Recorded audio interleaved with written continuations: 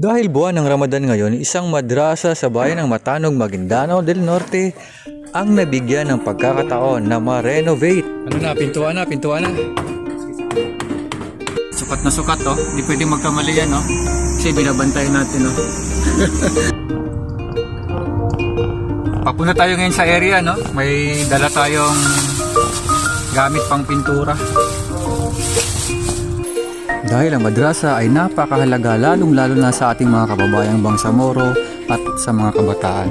Dahil dito, higit nilang natututunan ang mga katuruan sa pananampalatayang Islam. Kaya ang mga kapulisan mula sa RMFB 14 ng PRO Bar ay walang kasawaan sa pagtulong at pag-alalay para sa ating mga kababayan, lalong-lalo na sa mga kabataan ng Bangsamoro.